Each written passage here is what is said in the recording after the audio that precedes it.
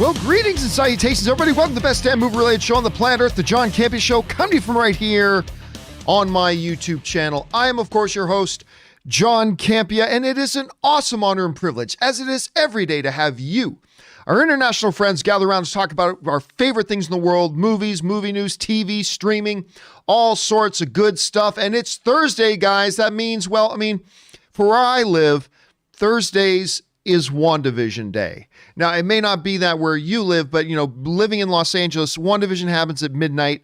I count that as today. So tonight, we're going to watch WandaVision Episode 5. And I am damn excited for WandaVision Episode 5. We're going to find out how many of our theories are right, how many theories are wrong, what's a blend of the two. All sorts of stuff is going to go on tonight. I think a lot of crap is going to hit the fan tonight.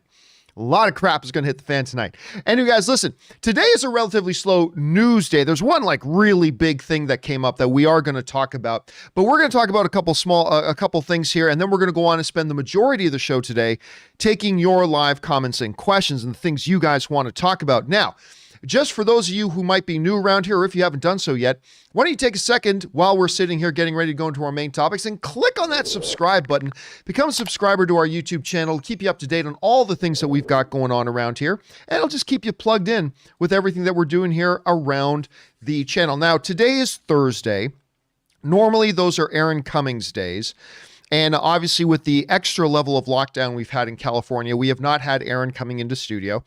However, that's going to change soon. Aaron will be back soon. Don't worry, everybody. No Pants Thursdays, as Aaron calls them. We'll be back very soon, so keep your guys' eyes open about that. All right, one main topic today. One main topic, talking about the Mandalorian stuff, but I'll get to that in just a second. Something kind of came up in the last, 16 hours or so that I want to address here with you, my fellow film fans here. And this might be, get some discussions going. This might get some debate going, but whatever. I just feel like I should touch on this. One of the more, what's the best way to put it? One of the more dicey issues in the world of film fandom is spoilers and how we handle spoilers, right? And we always talk about how spoilers is a really, really tricky thing because nobody wants to spoil anything for anybody, right? Unless you're a total, dick pimple. But other than that, most people don't want to intentionally spoil things for people, right? But it's very, very tricky because it's hard to know how to avoid spoilers when everybody seems to have different interpretations of what a spoiler is, right? And we've talked about that at times. For some people, a spoiler is a major, major, major revelation that completely and fundamentally alters the way we perceive a movie prior to that revelation. For example, I See Dead People in Sixth Sense, right? Finding out Bruce Willis was a ghost the whole time.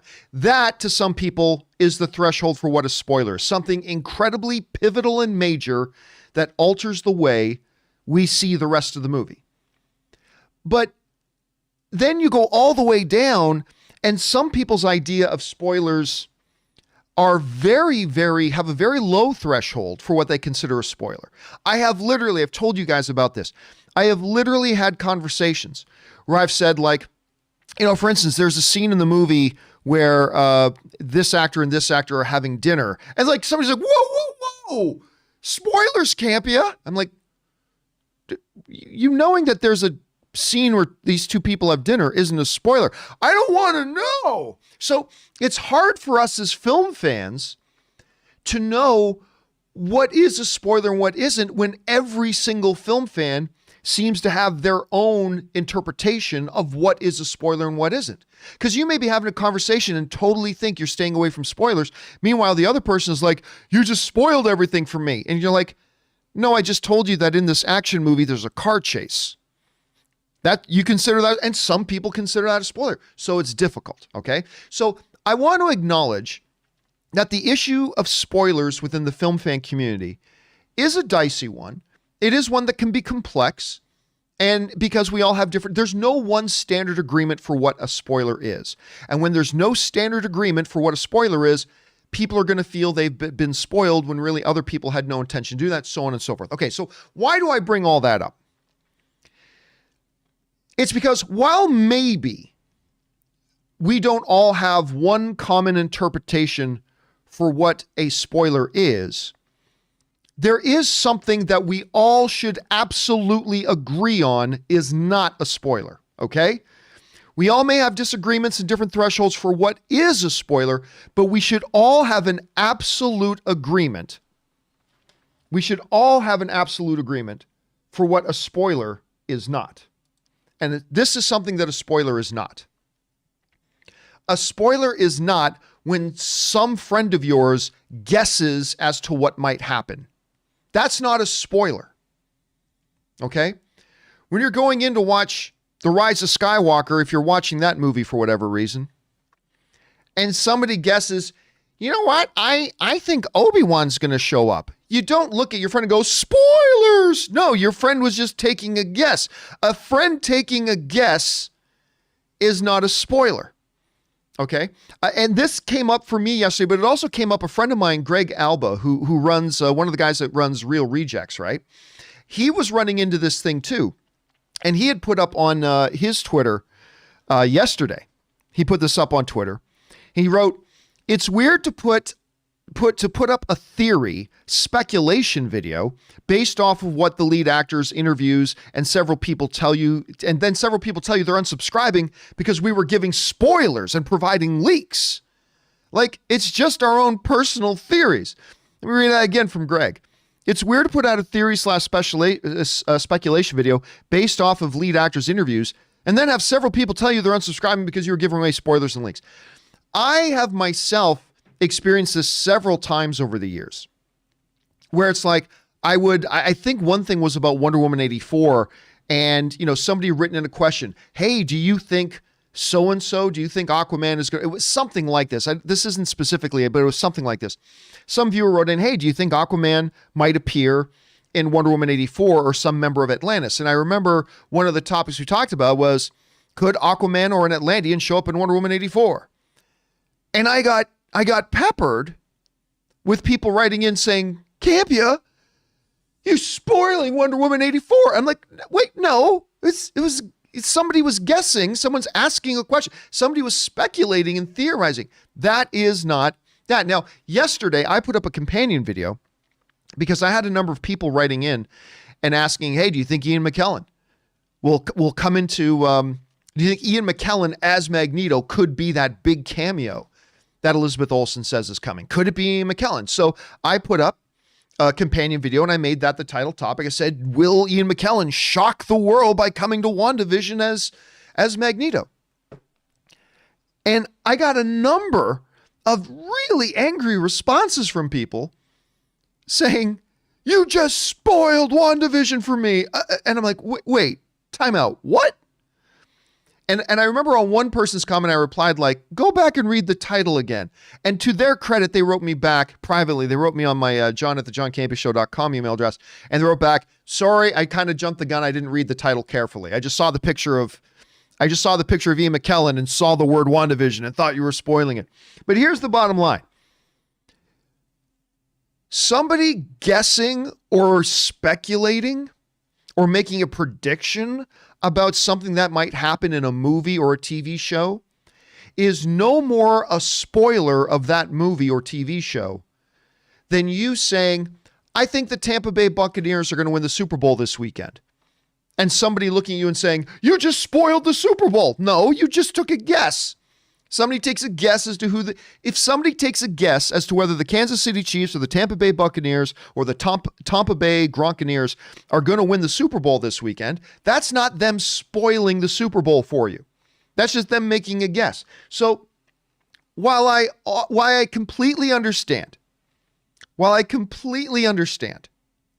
that we all have different interpretations and various levels of thresholds for what is a spoiler. Some of us, it's a very, very high threshold. Has to be an amazingly significant, important turning point of the movie type of thing to be considered a spoiler. Some of you have a much lower threshold where it's like even minor details to you, you consider a spoiler. I respect that we have all different interpretations, but we need to all agree that somebody making a guess or somebody speculating, or somebody making a prediction is not a spoiler, okay? It's not a spoiler. So this stuff needs to stop. And it sucks that guys like Greg and other people I know have to deal with this stuff. It's infuriating. Because, listen, dealing with real spoiler issues is a hard enough thing on its own, right? Because I struggle all the time. I struggle all the time about, okay, what things can I give away that aren't spoilers? And hopefully most people don't. And hell, I'm going to take a little jab at Rob here. Since Rob's not here to defend himself, I'm going to take a little jab at Rob here. Whenever I ask Rob his opinion about something that we've seen, I'm always like kind of burning some incense to the Buddha going, please, Rob, don't leak any spoilers. Because Rob, every once in a while, will accidentally, and I got to say, Rob, no spoilers. Right? But it's hard enough. I just totally threw Rob under the bus. It's hard enough to deal with spoilers than without having to deal with nonsense that has nothing to do with spoilers. And somebody making a guess, somebody making a prediction, somebody speculating on things is not a spoiler. Unless somebody who is speculating happens to be best friends with Kevin Feige and they would know. Other than that, it's not a spoiler. Okay, anyway, sorry. I had to get that off my chest this morning because this was bothering me last night as I was reading this, and I saw poor Greg was having to deal with it too. And then I looked around at some other peers I have in the field, and it's like they're dealing with it too. It's like, come on, guys, come on. And some people, Hanok is like writing and said, "Where is Rob?" For those of you who are kind of new around here, Rob is never here on Thursdays. Just so you know, Rob is never here on Thursdays. Thursdays they either usually do it solo or I'll do it with Aaron Cummings, and Aaron Cummings will be back soon. Okay. With that down, guys, let's get into the one big main topic I did want to talk about here today before we go off and get into your live comments and questions. And that topic today is submitted to us by Paul Dietrich, who writes, "Greetings, John. I know you don't give much credibility to the Golden Globes, but you do give a lot to the Writers Guild.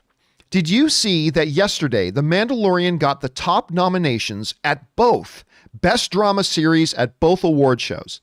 This now gets added to the nominations it got at the Emmys. I can't remember the last time a genre property has gotten this much attention, this much mainstream attention and prestige recognition. What do you think about these nominations?" All right. Thanks a lot for sending that in, man. And yeah, yesterday and this morning now, a couple of award ceremonies announced their nominees. One is the completely irrelevant and insignificant, and I don't know why anybody cares about them, Golden Globes. And one is actually the quite prestigious Screen Actors Guild, the SAG Awards. They both gave out their nominations. And guess what? Mandalorian got a lot of consideration at both of them, including their top prizes. Anyway, this comes to us from the folks over at Variety who write the following. With its Best Drama Series nominations at the Golden Globes and the Writers Guild Award on Wednesdays. WG, I said Screen Actors Guild earlier. I meant Writers Guild. My apologies, guys. Series nominations at the Golden Globes and the Writers Guild of America Awards on Wednesday. On top of its recognition as one of the top 10 TV programs of the year by the American Film Institute, not to mention its 7 Emmy Awards and 15 nominations, including for Best Drama. Last fall, the Disney Plus series The Mandalorian is now unmistakably prestige award television. Words that a year ago, pretty much nobody would have taken seriously. Listen to this. Remember this, guys. We're talking about a Star Wars show. A Star Wars show called The Mandalorian, about a dude who wears a funny hat and a little green baby. Listen to what a mainstream magazine, like one of the top outlets in the world in the field of entertainment, Variety is writing about this. Listen to this. The WGA Awards on Wednesday, on top of its recognition as one of the top 10 TV programs of the year by the American Film Institute, not to mention the 7 Emmy Awards and 15 nominations, including for Best Drama last fall, the Disney Plus series, The Mandalorian, is now, remember, this is Variety. This isn't Gus's movie reviews, gas station.fart. This is Variety writing. The Disney Plus series, The Mandalorian, is now unmistakably prestige awards television. Words that a year ago, pretty much no one would have taken seriously. And here's the thing. They're not wrong. A year ago, nobody would have taken that seriously. Before The Mandalorian began airing, if you try to have a conversation with somebody and try to say to them, you know, this is going to be amongst the mainstream everything, this is going to be considered one of the true awards prestige dramatic shows on television. It's going to get AFI recognition. It's going to get nominated for Best Drama at the Emmys and the Golden Globes. The Writers Guild will. All these things, on and on and on. You would have been told that you were crazy. I mean, we're looking forward to Mandalorian because we thought it was going to be fun. Because there's going to be like some fun Star Wars. We get to see Mandalorian, a bounty hunter running around shooting people. If somebody had told us this would be considered one of the top prestige dramas of the year, of the years to come, garnering awards recognition from the Writers Guild, Golden Globes, the Emmys, getting their top honor nominations, winning a bunch of awards, you would have been told that you were crazy. And yet, here we are. To me, it's an indicator of two separate things. On the one hand, we've been talking about this for a couple of years. Genre material continues to evolve, right? Genre programming like sci-fi, fantasy, even horror, stuff like that, the stuff they were making 20-something years ago is very different from the stuff they are making today. You know, there was lots of great fun genre material 20 years ago or more. Lots of great fun of it. Some of it way ahead of its time. But what we see happening, I think, today, and you see this a lot in comic book movies, you see this, I believe, in the DCEU and Marvel, you see these things happening. What we're seeing is that more and more producers of genre material are like, you know what? Just because we're genre doesn't mean we can't incorporate really great filmmaking or television making principles into it and make it a legitimately great show on its own, even aside from its genre. Like, let's not just worry about making a great Star Wars show. Let's make a great show. And that's something that Pixar has done for a bunch of years. Pixar never starts with, let's make a great animated movie. There was this great, Andrew Stanton talks about this conversation him and John Lasseter had once, like several years ago, where Lasseter kind of laid out, do not think about making a great animated movie. Start with thinking about making a great movie. Don't start with thinking about what would make a great animated movie. Think about what makes a great movie. Put your focus on making a great movie. And the fact that we're using animation as our medium is just kind of bonus, if you will. Focus on a great movie. Jon Favreau didn't just set out to make a great Star Wars show. Jon Favreau decided he was going to make a great show.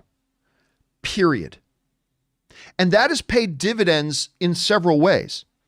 That has paid dividends in a lot of different ways. Not just in awards, although it certainly has been paying off in a lot of awards prestige. But it's also paid off in viewership because what has happened? When Mandalorian came out, it's not just the Star Wars geeks who started tuning into Mandalorian. You started getting, I personally know, and a lot of people, I know a lot of you know a lot of people who don't care about Star Wars, but they started watching Mandalorian. Why? Well, besides Baby Yoda. But why? Because Jon Favreau decided he wasn't just going to make a great Star Wars show. He was going to make a great show. So the first thing that really stands out to me about all this awards and all these recognitions, and now having Variety saying that Mandalorian is a prestige piece of dramatic television. That's one thing. The first observation is that we see genre material growing and evolving. My second observation is that it has shown that the mainstream Variety, Hollywood Reporter, more traditional film critics and things like that, they more and more are embracing this type of material and realizing when there's a great movie there, when there's a great TV show there, it doesn't matter what the genre is. Excellence should be recognized for its excellence, regardless if it's a period piece drama or a space operatic fantasy. If underneath all of its genre veneer is a great story being told in a great way, that's all that matters. Now, look, the mainstream media has often recognized that. Star Wars, for example, was nominated for Best Picture when it came out. Lord of the Rings, Return of the King, still has the mark for the most Academy Award wins in history. No other film in history has ever won more Academy Awards than Lord of the Rings, Return of the King. That's a genre piece of material. Won 11. Two other films also won 11, but no other film in history has ever won as many Academy Awards as Lord of the Rings. None. So there always has been that recognition, but I think as we're seeing the genre itself evolve, I think we're also seeing how people view the genre evolve as well. And so I think it's nothing but great news. Seeing all this recognition being heaped on Mandalorian, seeing the AFI saying it's a top show of the year, seeing the Emmy saying it's a top show of the year, seeing who cares about the Golden Globes, well, whatever, the Golden Globes nominated for best thing, seeing that the Writers Guild are saying the writing in this show is amongst the best of the year and deserves recognition in our top honor. That to me, for a Star Wars show, amazing. Absolutely amazing. So kind of love what we're getting. Question is, guys, what do you think about all this awards recognition that Mandalorian is getting, and that even now the mainstream is calling this little Star Wars show a prestige award piece of dramatic television? Never would have thought you'd heard that said about a Star Wars show, but what do you guys think about that? Jump down into the comment section below and let me know your thoughts. All right, guys. With that down, let's now spend the rest of the day, shall we, just taking your live comments and questions. And how do you get in a live comment or question on the John Campea Show? Well, it's really rather simple. Simply go down into the description of this video, and near the top, you're going to see a tip link, or you can enter it in manually. You can enter it in at www.streamelements.com/movieblogtv/tip. Make sure you guys fill out your name part, because I want to make sure you guys get a shout out for your name. Send in your comment or question. It'll be read live here on the show, provided it's reasonable. And of course, you'll be supporting the channel at the same time. With that down, let's get on over and start getting your questions, shall we? And we're going to start things off here with Charlie, who writes in. Hi, John. I think the MCU can use the snap as a mechanism to introduce mutants.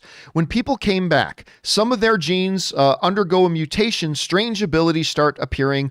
The fear and discrimination against them would be interesting to explore.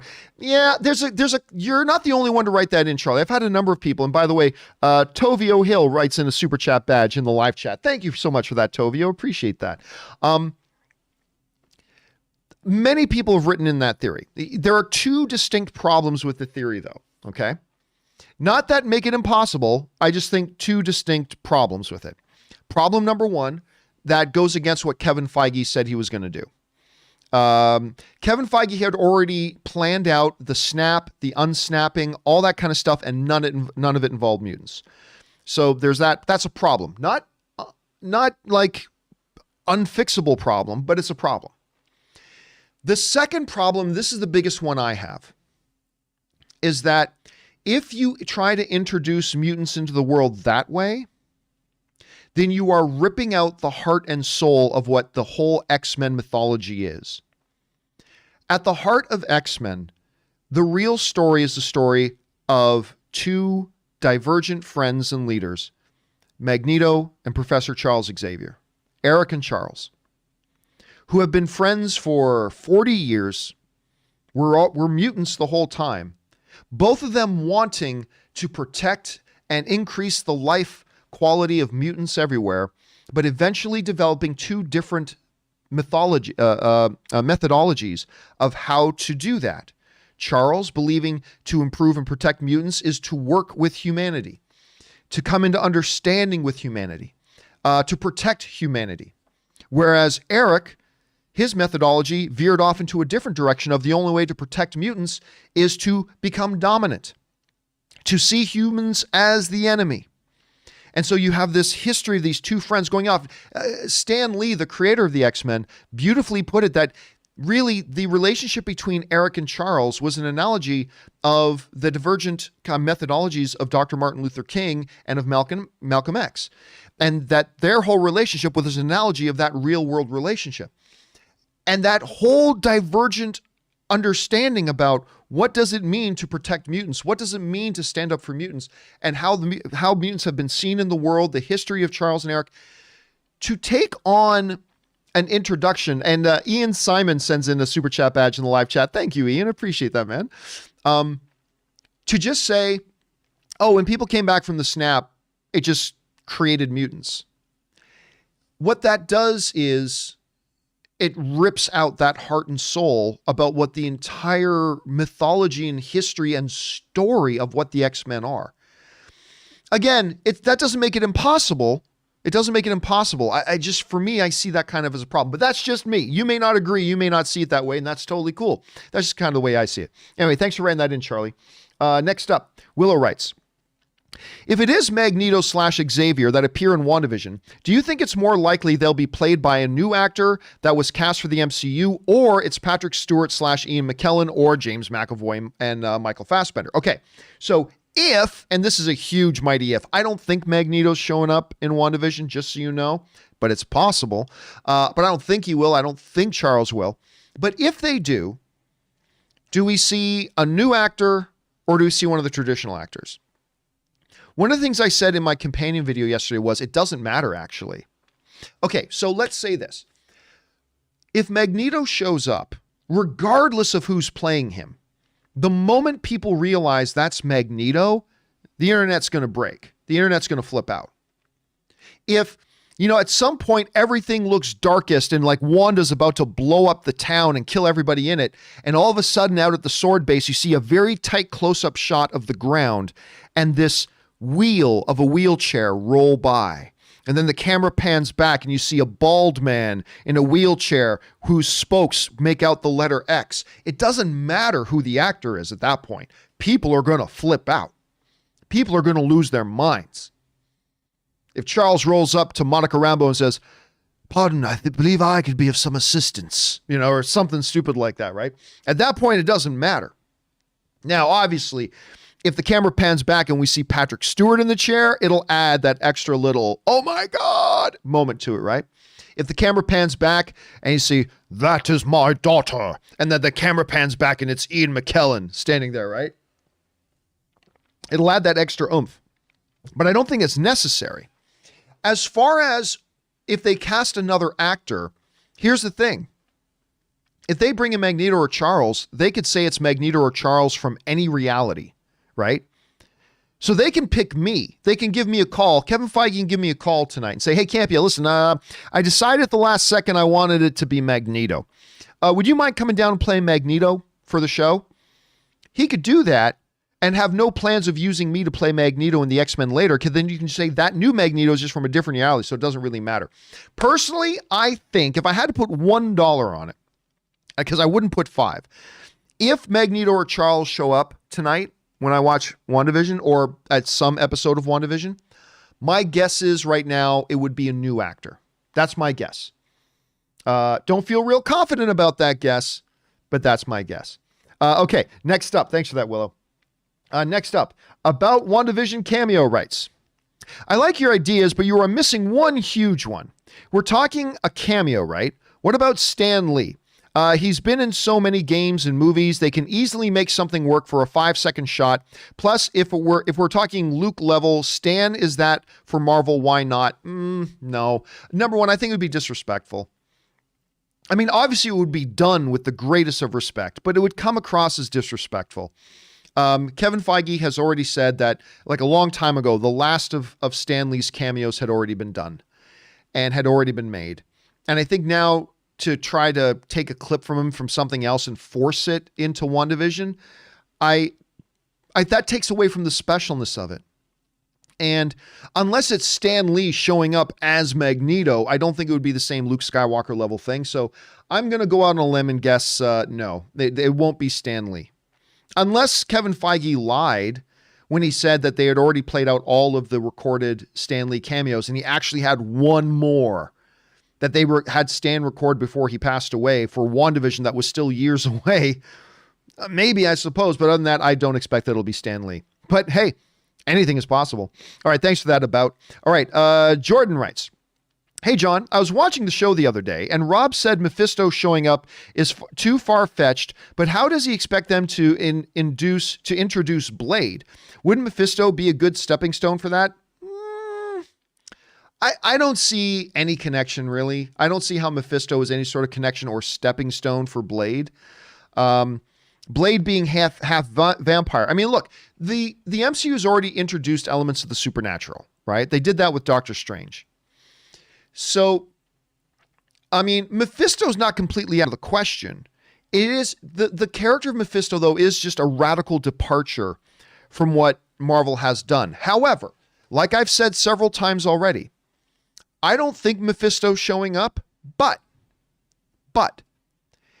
Marvel could bring in a character called Mephisto, and he's not necessarily a demon from a realm of hell who goes by the name of Satan sometimes. I mean, it doesn't necessarily mean that he is the Mephisto that we know from the comics, because we've seen all the time, the comics are very different from the MCU.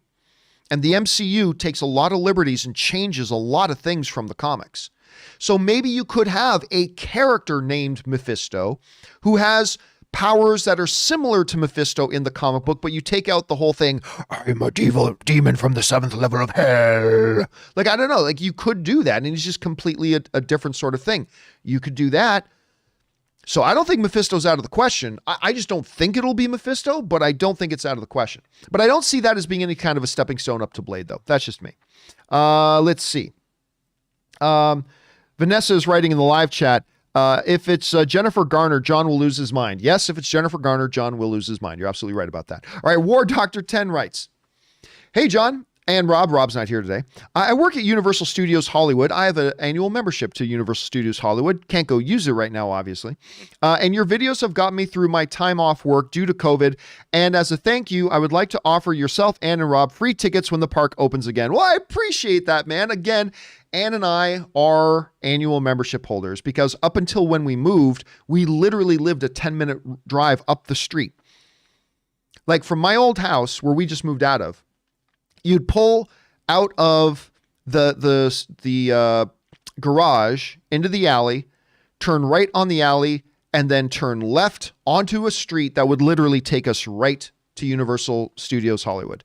And I'm very excited about it opening again. Ann and I love Universal Studios Hollywood, so we won't be needing that. But thank you for the offer, though, War Doctor. I appreciate that. And I love Universal Studios Hollywood. I really do. All right, Sergeant Ward writes, "Do you think Hollywood should bring back the intermission? I don't get why they don't do that anymore. They make much more longer movies and people will appreciate a snake or pee break. What are your thoughts?" Well, we've talked about this several times.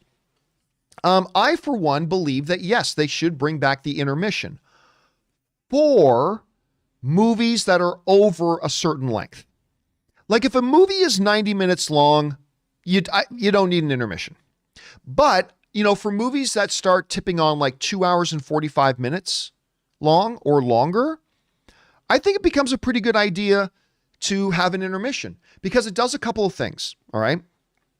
If you take any movie that's 2 hours and 45 minutes or longer and you slap in a 7-minute break, a 7-minute intermission, it does a couple of things. One, people will be less tempted to pull out their phones during a movie if they know, okay, you know what, only another 15 minutes there's going to be an intermission. I can check my messages. I can return that call, whatever, out in the foyer. So it'll reduce the amount of times people take out phones. It'll reduce the amount of times people get up and walk in front of you to go because they want to go get a refill of their drink, or if they want to go refill their popcorn, or they want to go to the bathroom, right? It'll reduce that because we had a break right in the middle of the movie. So while the movie's playing, you're going to have less distractions. For you as a film fan, if you get into movies that are 3 hours long and you just had a big, gorgeous, beautiful movie theater soda, you're going to have to pee. And in order to pee 2 hours into the movie, you're going to miss like 2 minutes of the film. And maybe it'll be an important 2 minutes. So now, though, you've got a break in the middle and you're able to go. Now, there's one argument against Well, there's two arguments against an intermission. One is legitimate and valid. One is completely non-legitimate. The legitimate argument against intermissions is that, hey, look, if you've got a 3-hour movie, that's already pretty long. Now you're adding another 7 minutes. If you added a 7-minute intermission, now you're making it even longer. Now instead of just 3 hours, it's 3 hours and 7 minutes. That's a valid argument. That's a valid concern. The second concern I often hear people come to me with, which is complete nonsense and completely invalid, is this. It ruins the movie. When I'm in a movie, I can't have my concentration broken. I gotta be zoned into the movie. If we took a break, it ruins the movie. I'm pulled out of the movie and I can never get back into it. Bullshit. You're telling me when you watch TV at home, like once that show starts, you don't get up and get a drink. You don't answer your phone. You don't use the bathroom. You don't answer the door when somebody knocks on it. You don't do any of the million things. Really? You never touch the pause button on your remote control. Really? So if I went with CSI Miami down to your house and we looked at your remote control and we looked at the pause button, there would be no fingerprint there because you've never hit the pause button. That's baloney. That's baloney. That it ruins the movie. Shut up. You take a break. We all do. When you're watching a TV show on traditional cable, there's a commercial break. Did that ruin the show for you? No. So no, I definitely consider adding the extra 7 minutes. That's a valid concern and something that have to be addressed. But I personally don't buy this thing of, I am such a tuned in auteur that any interruption in my enjoyment of the art is going to ruin it for me because I'm so pure. I don't buy that. I don't buy that for a second. Don't tell me you've never paused a TV show or a movie when you're at home to grab a snack or use the bathroom or answer the phone or do any of the other million things. Of course you do, and then you jump right back into the movie. That's just me, though. Right now, I've just totally pissed off some of you who do feel that way, and I don't mean to. I'm just giving you my point of view on it. But anyway, that's my feel of that. That's my feel on that. Just my take, though. So yes, I think if movies are over a certain length, I think they should reintroduce intermissions. I think there's a lot of benefits that come from that, but not for shorter films. Anyway, that's just my overly long answer on that. Anyway, I'm so pure, the art. Anyway, who was that? That was Sergeant Ward. All right, next up, War Doctor 10 writes, "Hey, John, with WandaVision having a direct connection to Doctor Strange 2, what is the likelihood we see Wanda and Strange duke it out in a magic battle on the show and tease of what is to come?" I think very low. I personally think very low. Now, listen, there are a lot of people out there, a lot of smart people out there who do think Stephen Strange is going to make an appearance in the show. I do not. I don't think we're going to see Doctor Strange pop up in the show. So I don't think we're going to see any kind of a magic battle between them. However, I do believe that's coming in Doctor Strange 2, if not in Spider-Man 3. Because remember, that's the next chapter in this story is Spider-Man 3. But I do believe we will see that at some point. I don't think it's going to be in WandaVision. But that is what I'm saying after only seeing 4 episodes. Ask me again after I see 5 episodes, because maybe I'll totally change my mind. All right, thanks for that, Doctor. All right, well, that's unfortunate, writes. "Can we acknowledge the real losers of the snap? If a pilot in the air or driver of a car disappears, the passengers and other drivers likely didn't survive. That's true. I'm assuming the snap doesn't bring them back, unless, of course, hashtag Smart Hulk, love the show." No, I think Smart Hulk just brought back everybody who was killed by the snap. And you're absolutely right, because again, we look back to that post-credit scene where Maria Hill and Nick Fury are seeing everything starting to vanish and everybody's starting to snap. And what's one of the things that happens? I think it's a helicopter spins out of control and crashes the thing, obviously because the pilot snapped away. And yeah, I think there are going to be, like, somebody, even if a person was driving their car alone, a person driving their car down the highway at 70 miles per hour, even if they're in the car by themselves, they disappear. Guess what? Now you got a car moving at 70 miles an hour with no driver. It's going to crash into somebody. It's going to hurt people, maybe kill people. So yeah, the people who got snapped are victims, but they got to come back. The people who died as a result of the snap, they are the real victims. I think you're right about that. All right, next up, Movie Magic writes, "Hey, John and Rob, My grandfather took me to my first movie theater experience, Jurassic Park: The Lost World. He didn't like it, but loved seeing my awe and amazement. What is a movie you watched and didn't like, but loved seeing somebody special enjoy so much? Oh, I don't know. That's not a bad question. I'm trying to think of a scenario in which I watched a movie with somebody and I wasn't liking it, but somebody I was watching it with was getting incredible amounts of joy from it. I don't know. It's like a recent sort of example of that is the first episode of WandaVision. Like, I liked the first, I enjoyed it. I thought the first episode of WandaVision was charming and original. It had a lot of character and was funny, and but I didn't love it. I didn't love the first episode, but I liked it. But I was watching it with Anne, and every time I would look over at my wife, Anne, like, it was the manifestation of pure joy. I've never seen her like loving something so much. She just was grinning from ear to ear and laughing out loud, and she loved it. So it doesn't totally fit your question because I didn't dislike what I was watching, but it was good. I liked it, but Anne was loving it a whole lot more than me. You know what? Honestly, one of my favorite things in the world is to watch movies that I love with people who haven't seen them yet. I love watching movies that I love with people who've never seen it. Yeah, well, Ann and I will have people come over, not a lot lately during COVID, but Ann and I will have friends or whatever come over and we'll be hanging out, having dinner. It's like, want to watch a movie? Yeah. And they say, oh, can we watch this? I'm like, yeah, I love that movie. And then they say, oh, I don't want to make you watch it if you've already seen it. I'm like, are you kidding me? That's one of my favorite things to do. I love watching movies that I love with people who've never seen it. It makes me very happy. Makes me very happy. But not one of those annoying people where I tell them, now watch this part. Oh, now pay attention. Watch what he does next. No, I don't do that. I just like sitting there quietly and seeing them enjoy a movie that I already love. I love that. All right, next up. You had one job, writes. The Godzilla vs. King Kong trailer did its job amazingly. I am pumped. Conversely, the Mortal Kombat trailer took my excitement down quite a bit.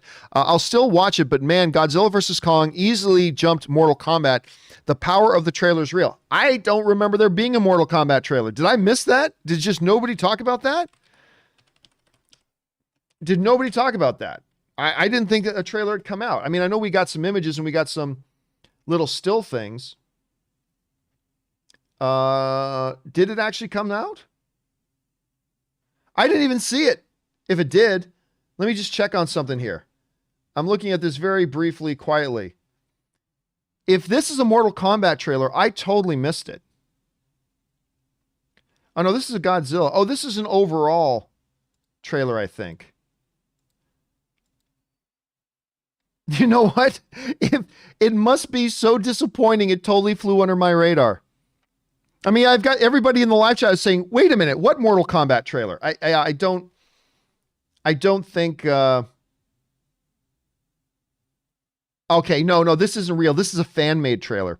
All right, you might have fallen victim to a fan-made trailer. That might have been the thing you saw, because I don't think it's a real one. Yeah, a bunch of people in the live chat right now are saying it's fake, fan-made.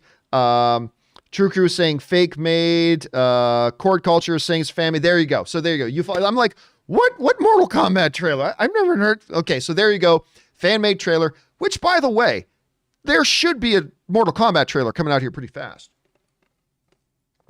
Like, there should be one out really soon. You would think so. Anyway, but yes, the Godzilla vs. Kong trailer, completely awesome. All right, next up. Left Field Obliterated writes. Agnes is the in over her head android Jocasta built by Shuri to counsel Wakanda. We know she can build better bot than Tony, has access to vision, is eerily consistent in every genre. Take it from the top, line in preview. Wouldn't see that coming. I don't think so. There's a couple of main things there that are a problem with that. Number one, there is no connection between WandaVision and Black Panther. There's no connection there. The other thing that's important to understand is Shuri has been gone for 5 years.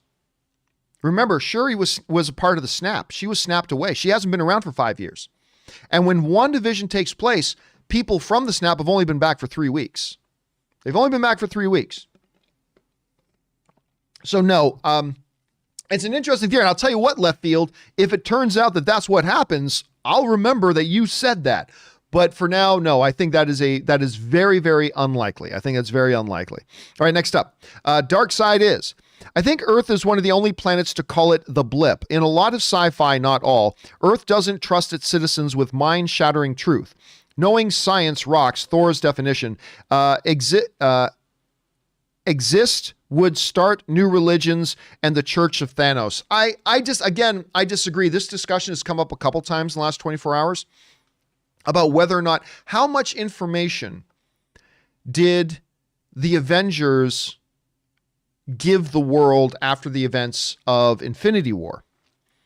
To me, there is no way that the Captain America we know in the MCU and his evolution from First Avenger to Winter Soldier to Civil War into the Avengers movies as well, there is no way that Captain Rogers, when you have an entire planet of devastated people in pain who just lost half of their loved ones, half of their family, half their friends, maybe their whole lives were destroyed as a result. There is no way that Captain America doesn't tell people what happened. Maybe not every little scientific detail, but there's no way, in my opinion, until Kevin Feige says otherwise, there's no way that I believe that Captain America doesn't tell the hurting people of the world what happened, because they deserve to know. It affected all of them. It's not some secret that didn't affect anybody. You know, it's not like, oh, something bad almost happened to the world. No need to tell everybody about it. This is something where people lost almost everybody they loved. There's no way that character doesn't tell the world. It doesn't matter if the government said to Captain America, you're not allowed to tell people. Captain America is going to go, well, yeah, I'm going to anyway. Just look at that Captain America in the series. So I believe he would. That's my thought at any rate. Okay, next up. Wanda OnlyFans patron rights. Sorry all, but I don't think Wanda is banging that robot. Can be implied, but unless it happens on camera, it ain't happening. Our star Wanda is wholesome, and our director Scarlett, who knows he's a dead body, only comes out if someone's effed up their lines. Yeah, no. I do not believe that the Vision we see in WandaVision is the reanimated corpse of Vision. I don't believe that. Because if it is, one of the darker implications, of course, is that in episode 2, the beginning of episode 2, when Wanda and Vision hear the noise outside their window, they push their beds together and they start getting romantic. And then Vision says, Wanda, darling. And Wanda says, yes, dear. And he says, get the light. And they pounce under the covers. She points her finger, turns out to lights, and she begins the dead robot humping. Now, I've said this before, I will say it again. I am not here to judge dead robot humping. If you are into, robonecrophilia, hey, that's your business. You as a grown-ass adult doing the privacy of your home is your business, and I'm not here to judge. I like playing poker in Vegas. Some people like to maybe participate in a few adult beverages now and again. Everybody's got their vice. And I'm not judging Wanda for her robonecrophilia, if that's her thing. But I'm just saying, it does put an extra really kind of twisted, dark turn on things. If that's just a walking dead robot corpse, I think that makes it kind of nutty. Anyway, next up. Ryan Lohner writes, 1 of 2. Everyone keeps talking about Feige's 5-year plan before he can put the X-Men in, but it's a little hard to take seriously when his response to getting SpiderMan back was, quick, give him his own movie. No, even that's not soon enough. Throw him in the movie. We're making it right now. Listen, right, but here's the thing.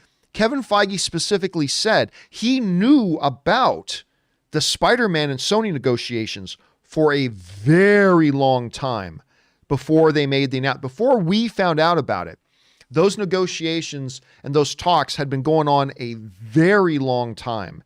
And Kevin Feige was privy to all of it. And he was able to make his plans as a result of that. And by the way, this is a key important thing you're missing here, Ryan. Kevin Feige never said at any point about Spider-Man, you know, if we ever get Spider-Man, that's great, but I've already got the next 3 years planned out, and so we won't be using Spider-Man until my next 3-year plan is planned out. He never said that about Spider-Man. And he did know that he was getting his hands on Spider-Man like a year and a half before the public announcement was made. And then there was a good amount of time before the public announcement was made to when the movie actually got made, and they put him in there.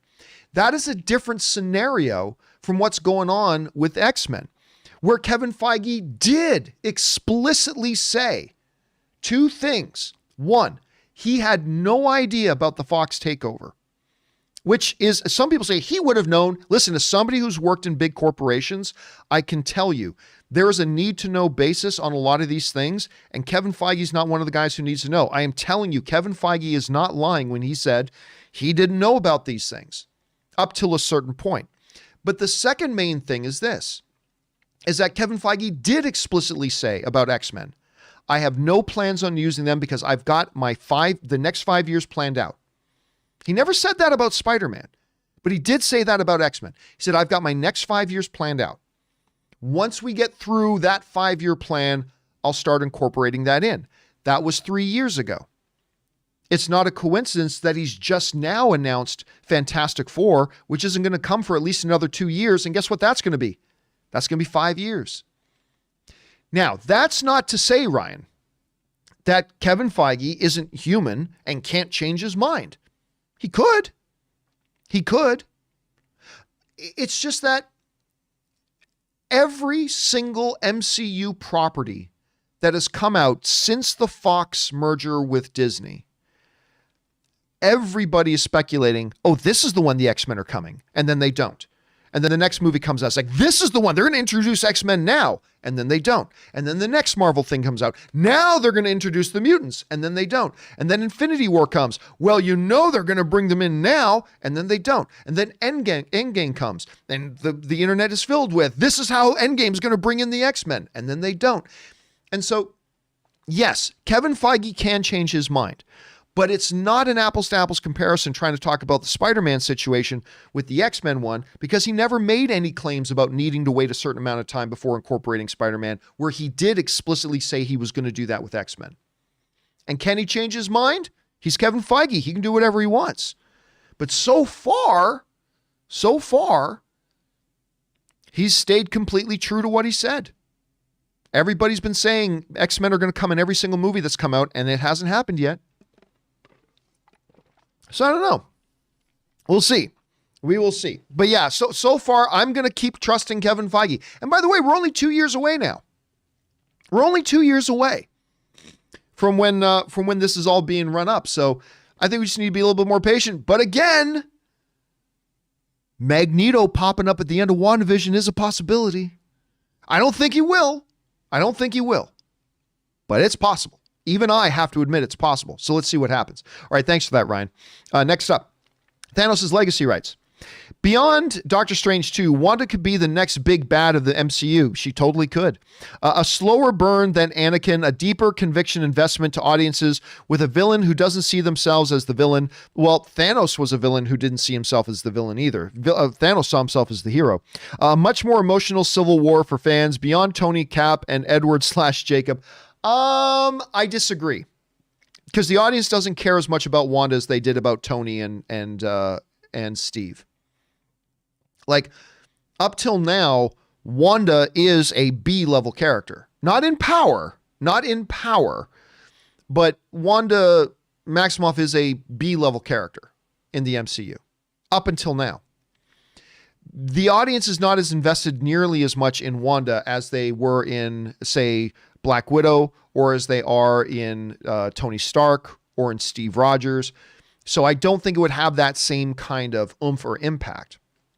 Plus, by the time we get to Doctor Strange 2, we'll be now in the third movie of this story arc. And then I think at that point, do we carry her on as the big bad villain even further after that? I don't know. Thanos was really only 2 movies. Now you can say, but John, Thanos was introduced in the post-credits scene of the first Avengers movie. Yeah. He made a quick appearance, but he didn't really have a presence in a movie until Infinity War. So there was Infinity War, and then it was Endgame. So I don't really see them. I mean, he had a tiny significant role in Guardians of the Galaxy, true, but that was just quick, momentary, and brief. Wanda's going to be is obviously the main player in WandaVision. She's going to be a major player in Doctor Strange 2, and we'll see what kind of a role, if any role, she has in Spider-Man 3. But I think after Doctor Strange 2, I don't think you can drag that on anymore. But then again, we haven't seen the story yet, so you might be right, Thanos' Legacy. All right, next up. Dan Ketchum writes, Warner Brothers originally wanted Armie Hammer for Batman, but found out it would cost them an arm and a leg. But of course, part of that is true, Dan. Armie Hammer was cast to play Batman in, I almost said George Romero, not George Miller's, in George Miller's Justice League movie that he was doing, that they were just like 3 weeks away from starting to shoot before they pulled the plug on it. And obviously the pseudo-erotic texts that apparently Armie has shared with some people, it cost him an arm and a leg. I get it. Poor Armie Hammer. All right, Juan Campea writes, Hey, John. My name's Juan, LOL, a good Mexican kid, one year viewer. Oh, thank you so much for being around, man. First time tipper. Here. I got a guilty pleasure movie that I never heard mentioned on your show before. Ready for it? Drum roll. Pippi Longstocking, LOL. Real name Eric Rodriguez, by the way. Well, thanks for being here, Eric. And you know what? You're right. First of all, I would have to ask which Pippi Longstocking, because there have been a couple of iterations of Pippi Longstocking. Hold a second. Let me bring this up. Pippi Longstocking, IMDb, because how many iterations have there been? There was a 1969, there was a 1988, there was a 1997, there was a 19... Yeah, so there are several of them. Let's go with one of the more recent ones. Let's say you are talking about The New Adventures of Pippi Longstocking? I don't know. So I'm not quite sure. There are even more. So I'm not quite sure, but I have, not going to lie to you, never been a big Pippi Longstocking guy. I've seen a couple of the iterations. Not really worked for me, but the important thing is they're good for you, Eric. And thanks for being here and being a part of our show, man. I appreciate that. Good having you here. All right, next up. Some dude writes, let's assume that humans create seamless, convincing CGI face technology in the near future. Do you think Disney will alter Luke's face in Mandalorian? Since it's not physical media, would their first pass only exist in old pirated copies of it? I mean, yeah, that's one of the things that when the studios control the source, it's really not a hard thing for them later to go back in and fix something if they want. Now, there are movie Puritans who don't think anything should ever be touched. Like once a movie comes out, that's it. It's done. Never touch it again. And I sympathize with that a little bit. There are times that I feel that way.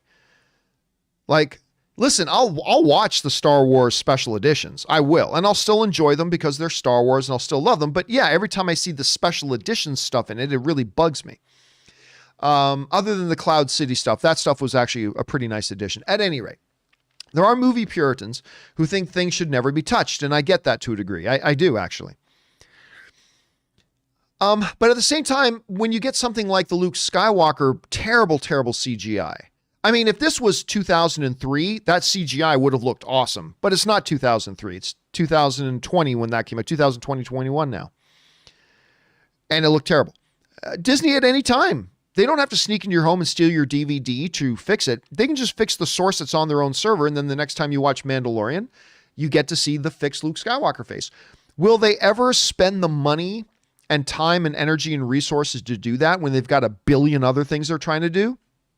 Maybe. I mean, honestly, it's not important that they do. Okay, so the Luke's face didn't look good. It didn't. It didn't look good. But who cares? Did that take away from the specialness of the moment? Apparently not. Everybody still loved it, right? Everybody's still freaked out about it. I freaked out about it. So they could, they might not. Don't know, but they could. They absolutely could do that. And I wouldn't be surprised if they did. I wouldn't be surprised if they didn't. All right. Thanks for that, some dude. Next up, Brian Esparza writes, I was listening to you talk about whether or not the public would know about Thanos and the snap, but there's absolutely no doubt that they do know. Remember, Cap told everyone in the support group in Endgame, otherwise Thanos would have killed all of us. Yeah. You're right. That pretty much settles it. I mean, he doesn't necessarily have to have given everybody the fine minutia, the tiny details of everything. But yeah, I think you're right. That right out proves it. That he told people there was an alien entity, big purple skinned dude, real bad, who sought out these elemental stones that equipped him with the power to wipe out half the life in the universe. We fought to stop him. We tried to stop him, but we failed. And he succeeded. And he wiped out half of life in the universe. He clearly at least told them that much. That's a great example, Brian. Thank you so much. I forgot about that line. Thank you for bringing up that line. I think that does clear that up. Thank you, man. This is why the community is always smarter than the one idiot in front of the camera. So thank you for that, Brian. All right, Luna Star writes, "Hi. The CW has just confirmed that they will be renewing Flash, Batwoman, etc. for another season. I don't know what TPTB is anyway. At CW, rely on ratings to make their decisions on continuing with the show. A lot of money comes from streaming. That's where their audience is. Here's the problem with that. I talked about this on the companion video last night. You're fooling yourself if you think ratings don't matter to them, because companies are about making money. They don't want to pour money into something that is not going to turn a profit for them. The notion of ratings don't matter to them, yes, it does. Yes, it frickin' does. It absolutely matters to them. They believe they can turn Batwoman around. They believe that once they get their feet under them and they get everybody introduced to the new Batwoman and see the stories that they're going to do, they believe that they can turn Batwoman around, and they're giving them another season to do it. But don't let that make you think for a second that they don't care about ratings. Because the corporations in the powers that be, that money generated from streaming, which, by the way, they're taking a loss on streaming right now. Disney Plus is operating in a loss right now. Netflix is operating in a loss right now. HBO Max is operating on a loss right now. They're all operating on losses right now. That'll turn around. But for now, they're all operating on losses. But even if they were making money right now, you think that corporations would say, what should we do with this money? Oh, let's pour it into something else that isn't making us any money. That's not what they do. That's not their thing. So yes, ratings matter. They don't matter as much to CW because they make their shows for really cheap, but ratings do matter. Here's the thing. I said before, I will say again. I think the CW has 2 years left. I think they got 2 years left. I think once this current season that they're just ramping up to start is finished, I believe the CW's got 2 seasons left, which means you could have up to 2 more seasons of Flash. They just announced 1 more, which means you could have up to 3 seasons of the new Superman jobber show, where every week he gets to job to somebody else. There could be another 2 seasons of Batwoman, depending on how much runway they want to give that show to see if they can turn it around. But none of that changes the fact that, Supergirl is going to be gone. Black Lightning, gone. The original show that started it off, the heart of the Arrowverse, Arrow, is gone. The ratings for a lot of their shows are absolutely tanking. Flash not doing bad by CW standards. By CW standards, Flash is doing pretty good. But and Greg Berlanti, more importantly, Greg Berlanti has kind of exited the building. He's now off developing for HBO Max, and HBO Max is now here with that Warner Brothers and AT&T really want to put their emphasis. So yeah, I just don't see now. I'm not getting any insider information. And Nikita sends in a super chat badge in the live chat. Thank you for that, Nikita. I'm not getting any insider information on anything. This is just me speculating. But I believe that all the announcements we've seen in the last 24 hours about, hey, Flash is getting another season, Batwoman's getting another season. There's a couple others too. That doesn't change what my underlying theory is. I think the CW Arrowverse has 2 more seasons after this. I think they got 2 years, and I think they're going to wrap it up. I think they might take whatever shows might be successful at the time and probably move them over to HBO Max. Now, listen, I might be dead wrong about that. We'll know soon. We'll know in about a year and a half. In about a year and a half, we'll find out. I could be dead wrong. But I kind of see it. After this season, I give it 2 more years, and then I think they're going to wrap it up. But again, that's not inside for information. That's just me speculating, Luna. We'll see what happens. All right, next up. Jacanos writes and tips in $20. Thank you, Jacanos, for supporting the channel on that level, man. I made up Jacanos. Don't know how I did. Anyway, I thought The Little Things was decent, but I think Rami Malek is better suited playing roles like he did in Mr. Robot. I'm looking forward to his performance in No Time to Die. I'm dying to see him in No Time to Die. I cannot wait. I thought he looked great in the trailer. Rami Malek obviously is an Academy Award winning actor. He's absolutely fabulous. But in my opinion, he was miscast in No Time to Die. Sorry, rephrase that. He was miscast in The Little Things. I just think that was the wrong role for him. That wasn't the right role for him. And you could tell. And you know, you give part of the responsibility of that to the director, because the director is the one who's got to work with the actor to get them to give the kind of performance he wants for that character. But, you know, I was watching The Little Things, you know, also starring Jared Leto and Denzel Washington. You had 3 Academy Award winners leading that movie. And Anne she just said an incredibly insightful thing. She goes, it's like he's from a different movie. And I think she was right. It felt like Rami Malek's character was from a completely different movie and didn't fit into this movie. Jared Leto was fantastic. Denzel Washington was fantastic. Rami Malek is fantastic, but wasn't the right role for him, I think. So anyway, that's kind of my take on that. And Jacanos is a great made-up name. I don't know how you came up with it either, but it sounds good to me. And yes, I am absolutely looking forward to seeing him and everybody else in No Time to Die. I think he's going to be an awesome Bond villain. I think he's going to be awesome in it. All right, next up. Thanks for that, Jacanos. Next up, Dan Ketchum writes, I figured it out. The Luke Skywalker level cameo in WandaVision is, wait for it, Luke Skywalker. He'll Jedi mind trick her. Listen, it'll be the wet dream of live chat. What's the name of the guy who did the voice of Ratatouille? Patton Oswalt. That's what it is. I just remembered off the top of my head. Patton Oswalt. It'll be Patton Oswalt's total wet dream. If you guys I've brought it up a couple times. If you have not seen,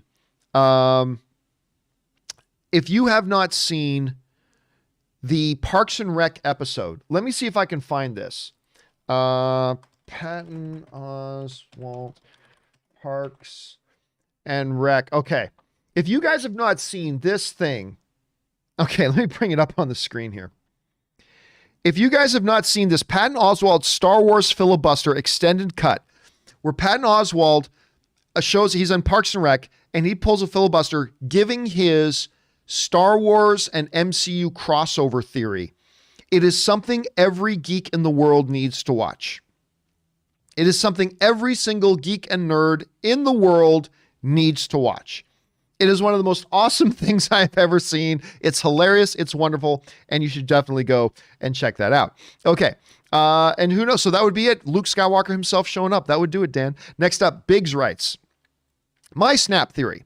Most passenger victims of vehicle crashes where the operator dusted were calculated into Thanos' half, kind of like the Hulk snapping them back safely. Thanos was merciful in his own mind and way, and probably neither snap went perfectly. I don't think so. I don't think there's anything in the movies to suggest that at all.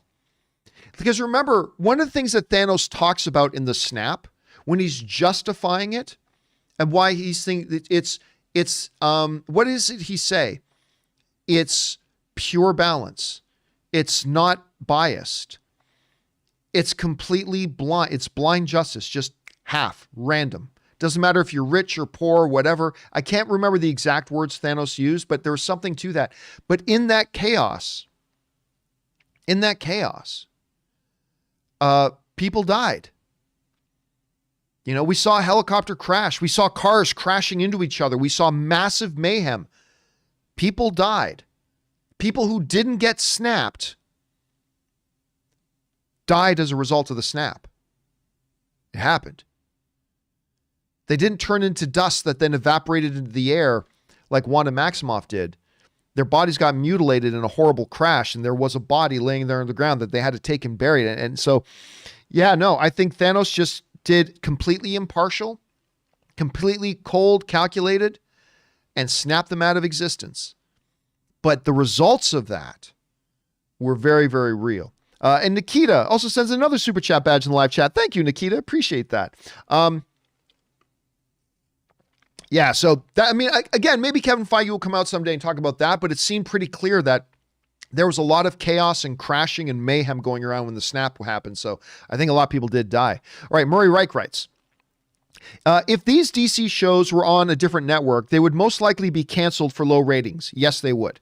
But luckily, shows like Batwoman get a season 3. That's like the 2020 NFC East, which means anything's possible. Walker got a second season, and I personally find it meh. Yeah, so for those of you who don't follow sports, what Murray Reich is referring to, the 2020 NFC East is the worst, maybe, division in history. Like, none of the teams in it had a winning record. They were all losing records. They were terrible. But yes, there is a different standard for ratings on the CW than other networks. CW doesn't need the kind of ratings that like a CBS or an NBC gets, but they also spend a lot less money. Like, they spend a lot less money. And so they don't need those shows to generate as much money because viewership equals generated revenue. So to break even and make a profit, they don't necessarily need quite as much revenue as other networks do. But you're absolutely right, Murray. If Batwoman or what's it called? The Legends. If Batwoman or Legends or a lot of these shows were on one of the other bigger networks that require them to have better results and generate more revenue, they probably would have been canceled by now. They probably would have been canceled. But thankfully, hey, listen, my show, Supernatural, the show I love, Supernatural, that probably would have got canceled a long time ago too. So I'm very, very grateful it was on a network like CW that only spends minimal amount of money to make them. So they only have to generate so much revenue, and that kept them on the air. And I'm very glad that they did. All right. A couple people sent a super chat. Abley sends in a super chat badge in the live chat. Thank you for that, Abley. And Nick Ryan also sends in a super chat badge in the live chat with a dancing fox. That looks pretty cool. All right. Thank you for that, guys. Appreciate that, guys. All right. Let's move on here. Nandor writes, hey, John, this Valentine's Day. Oh, that's right. Valentine's Day is going to be coming up. This Valentine's Day, do you want to be my familiar? It'll be nice. No, that's always been like the worst job ever in the world in all of movies and fantasies, the job of familiar. All I can think about is Keanu Reeves in Bram Stoker's Dracula. I'm like, damn, sucks to be that guy. So no, thank you. Won't be answering any ads in the paper for a job of familiar. I will not be the next Guillermo. All right, next up, Mark Stern writes, what's more disturbing, having sex with a dead robot or having sex with somebody whose body is being taken over by some dead guy? Well, here's the thing. I mean, this debate goes on and on, but I still stand by this 100%. As many problems as I have with Wonder Woman 84, and I didn't like Wonder Woman 84. I wish I did. You know, I love the first Wonder Woman, but I did not like Wonder Woman 84. But I think one of the problems that people bring up with it is nonsense. And that's that whole issue of when Wonder Woman and Steve had sex together, that was somebody else's body. Right? So some people are like, and I get it, are like, wait a minute, if you don't think about it and you just look at its face value, I can understand going, wait a minute, Wonder Woman's having sex with that guy's body without that dude's consent. Isn't that assault? Isn't that rape? But to me, that's a non-issue. Why? Because in the movie, in the context of the movie, when Steve took over that body, it was now his body. He didn't just come to live in the body for a day. Unless Wonder Woman undid her wish, that body was now and forever Steve's body. That was Steve's body now, period. End of sentence. And the only thing that changed that was the fact that Wonder Woman undid her wish. Then it went back to being the other guy's body. But if Wonder Woman didn't undo her wish, then the rest of his natural life, that's Steve Trevor's body. That's his body now. If he decides he wants to eat fatty ice cream, he can eat fatty ice cream. If he decides he wants to go into the bathroom with some porn on his phone and yank one out, that's totally his prerogative because it's his body. It's his body and would have remained his body for the rest of his natural life. And because that didn't happen. And it's like, what? Was the bathroom thing too much for some of you guys? I'm seeing some people laughing. Was that too much? Anyway. I think it worked. I think it worked out pretty well. So yeah, I don't think that's an issue. I don't think that's an issue at all. Personally, I think it worked out the way it was supposed to work out. And yeah, it worked. It worked well because again, it was his body. And I'm saying this is a guy that didn't even like the movie. I didn't like the movie, and I'm saying that. So yeah. Anyway, there's that. That's just kind of my take. All right, let's move on here. What's next? Who we got? That was Mark Stern. Murray Reich writes, you know, I got a great idea for cologne. The beach. You spray it on and you smell just like you came home from the beach. What's that from?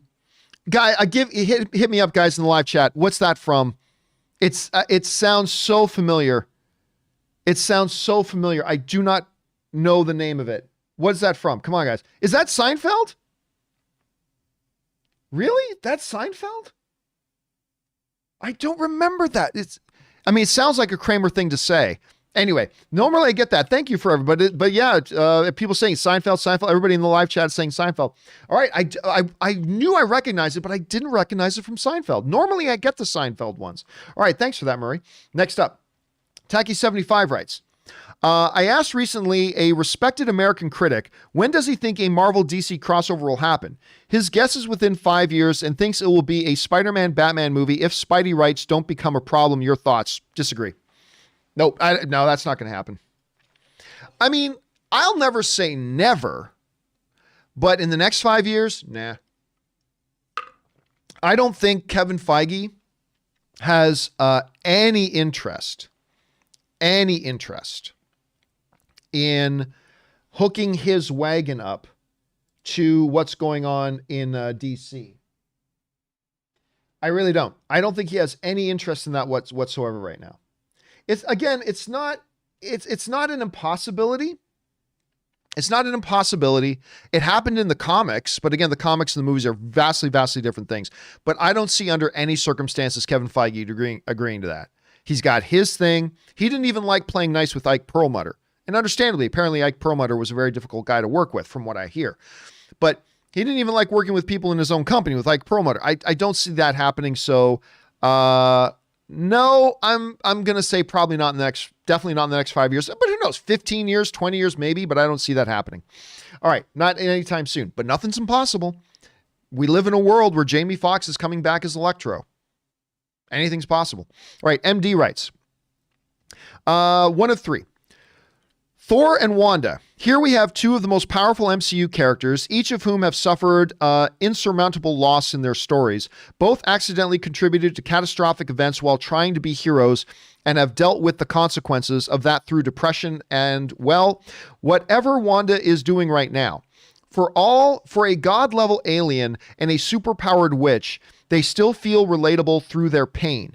The MCU writers are generally great at bringing out the humanity and flaws of these heroes without compromising their powerful personas. I'm really enjoying watching their journeys, all the characters, not just these two, and my WandaVision excitement grows by the week because of this. Listen, I completely agree. You know, Rob and I have talked about this on the show before, that one of the big strengths of the MCU is the fact that their characters always, on some level, feel relatable. Regardless of the astounding powers they have, whether they're intergalactic beings or whatever, they find some way to make us feel relatable to them. And usually, and I don't know what this says about us as a species, but the things we usually really find we most relate to are issues of pain. Pain, loss, failure, grief. These are experiences that all of us have dealt with to one degree or another. And then when we see heroes on screen going through those same issues of pain, loss, grief, failure, we find ourselves relating to them more on that level. Now, it also works in a positive way, like when we see Thor like desperately loving his mother. Like that's also a shared experience we can have with this godlike character that we find areas. So there's good things too, but it's also that it's often that negative stuff, MD, right? That was like, yeah, I can relate with what it's like to embarrass ourselves, to fail publicly, to hurt, to feel pain, to feel loss, to feel grief, to feel shame. I mean, and so when we see our heroes going through that, we relate, and it's a powerful thing that MCU never overplays, but they do a good job with it. All right, thanks for that, MD. Next up, Jared's Reviews writes, 1 of 4. Forgive me, John, as I go on a bit of a rant. Hey, I do it. You're allowed to do it. As I go off on a big of a rant and completely relate to you on how you feel about your Maple Leafs. I am a huge NBA fan, and my team that I cheer for constantly are the Minnesota Timberwolves. Hey, man, at least you guys for a while had the big guy. You had the big guy for a while. Are the Minnesota Timberwolves as well, who as well have never been to the NBA Finals. Our franchise is compared to the Raptors when they traded Carter and became the laughingstock of the league. That has been the Wolves organization for a bit over a decade. While I know they've still been playing without Cat this year, we still haven't addressed our problems we've had for years, probably, which is our defense atrocious. We've had for years, which is our 3-4 defense is atrocious, and I haven't added the right role player to help fix that problem. I think we need a better coach, hopefully Becky Hammond, and we need a veteran on our team to help close the game since we are the youngest team in the league. Hopefully we get a Booker in a couple of years so we can get those veterans to come. With that being said, I will never stop cheering and never break my loyalty to the Minnesota Timberwolves. And yep, listen, I can relate. Now, of course, the Timberwolves have not been around as long as the Toronto Maple Leafs have. So it's a little bit different. But yeah, listen, it's something about teams, sports teams that we have a loyalty to that just are never able to see to get over that hump. Like in my lifetime, the Toronto Maple Leafs is a team that's been around as long as there's been television. And as long as I've been alive, they've never been to the Stanley Cup Finals. My team has never been to the finals in my entire lifetime. And Jared's, there's a certain pain that comes from being a fan of a historically terrible team. There's a pain that only those of us who have also been lifelong fans of historically terrible teams can really relate to. I mean, at least you guys had Garnett for a while. But yeah, there's something that other people just don't get, that other people just don't understand. But we get it. And I feel your pain, man. I feel your pain. All right, next up. Jared's Reviews also writes, thanks for listening to my rant about a team I love so much, but now to get the train back on the tracks, a movie question. Have you seen Love and Monster yet? Yes. It really surprised me how good it was. Oh, no, I'm sorry. I was thinking of a completely different movie. My bad. You're talking about the Dylan O'Brien one. How good it was further shows that Dylan O'Brien is for real. No, I have not seen that. Sorry, I instantly was thinking of a different movie altogether. But you know what? You're not the only person to tell me that it's pretty good. I've read a number of people tell me it's pretty good. It didn't look like a movie that was interesting to me. It looked like a basic ripoff of Warm Bodies and a basic ripoff of Zombieland and all that kind of stuff. And so when I was watching the previews for it, I'm like, this doesn't look interesting. But I've heard a bunch of people, Jared, tell me it's actually pretty good. So I might have to check it out at some point here. All right, guys, listen. We still got like over a half hour to go, but if you guys will indulge me, I am flying solo here today. We're going to take a quick 2 to 3 minute break here. I'm going to go refill my drink. I'm going to use the bathroom myself. I'm just going to rest my voice for just a couple of minutes here since I am flying solo. So if you guys will indulge me, hang tight with me. Don't go anywhere. We will be right back picking up with the rest of your questions. Be back in just a minute.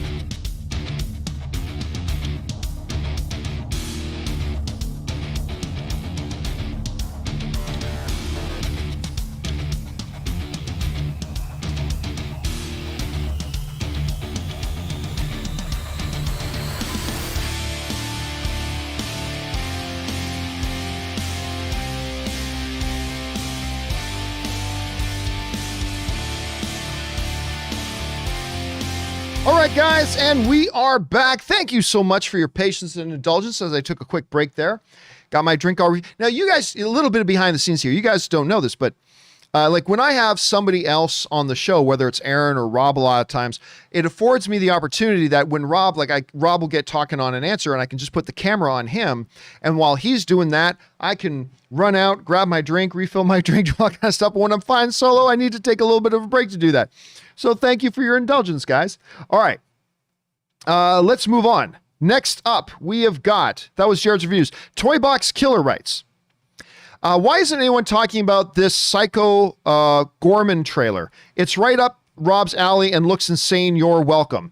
I am not familiar with it. I'll tell you what, I will look it up right now and put it on, I'll put it on my list here and I will... Oh, this one about the little girl who controls the demon. I did see that trailer. It's interesting. I don't know. The novelty of it wore off on me by the end of the trailer. Like at first I thought this is cute. There's like this demonic being who's there for world destruction. But for some reason, there's this little girl who finds him and she has total control. He's got to obey everything she says. And he desperately wants to kill her and kill everybody, but she's got to obey the little girl. And I thought it was cute at first. And then by the end of the trailer, the novelty of it had worn off. And I thought, how fast will the novelty of this wear off of me watching the movie? I haven't seen it. Maybe it's good, but yeah, the trailer didn't really do it for me, but it's interesting. It's definitely interesting. All right, next up, an anonymous viewer writes, hey, John, despite the writer of WandaVision debunking the CMBR stuff isn't linked to Fantastic Four, is it possible that Kevin Feige and co. added in a last-minute cameo late in production that would shock the world, John Krasinski as Reed Richards? Yeah, it's possible, but here's the thing. One of the things that has made Kevin Feige so consistently successful is that he doesn't just do random crap. He doesn't do things that aren't very methodically, perfectly, well thought out and planned, understanding what all the ramifications are of those things coming later after that. So is it possible that Kevin Feige does something like that?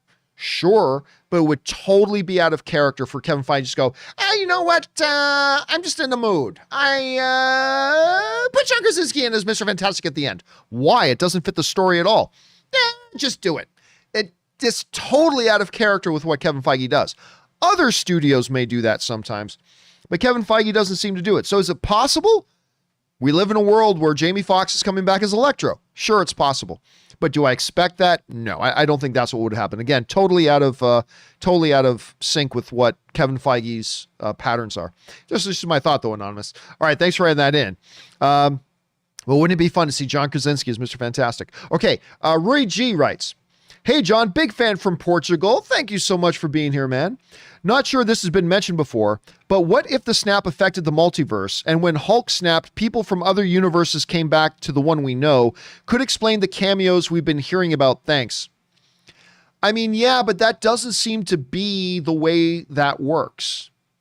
That doesn't seem to be the way that works. Like, there's nothing that's been presented in the MCU up to this point, and the way Kevin Feige has described things, that would indicate that, oops, made a mistake. The Stones accidentally brought in all these other people from other universes. That doesn't seem to be how the Stones work. Or as Han Solo would say, that's not how the Force works. I don't think that's how the Stones work. So, I mean, hey, there could be some creative license that gets taken there. That's a possibility. It would explain, if you want to have some doppelgangers pop up, it would explain that. But again, so far, as I think back, and maybe I'm missing something, I can't think of anything in the MCU that has remotely indicated that would even be a possibility.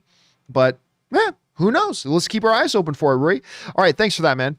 Next up, Junior R writes, hey, John, I'm not good at making theories, neither am I. So, but just going to throw this out there. Ned is a Skrull. I've heard many people say that in the last 24 hours. Might not be the real Ned, or maybe it is, but definitely thinking might be dealing with a Skrull. Just imagine a Skrull with that orange hood on, suited up. Possible. I mean, Skrulls were already kind of obviously made a part of the SpiderMan specific world. That is a possibility. Obviously, he hasn't been a Skrull the whole time because Peter's known him his whole life. So it could be at some point he got swapped out with a Skrull. I'm going to guess that they're not going to do that, but it is definitely a valid theory, especially when you understand Spider-Man Far From Home. A Skrull being involved there with Ned. Totally valid theory. I wouldn't be surprised if they did that. That's not one of the far out there theories. That's a valid, like really valid one. And one I wouldn't be surprised if they do. I don't think they're going to make Ned a Skrull, but I won't be surprised if they do, because that's a common theory right now, Junior. And I don't think you're crazy for thinking that. That could be a possibility. It could be a very real possibility. So let's see where they go with that. All right, next up. AV Callie writes, John, the Luke Skywalker moment in WandaVision is Lawrence Fishburne.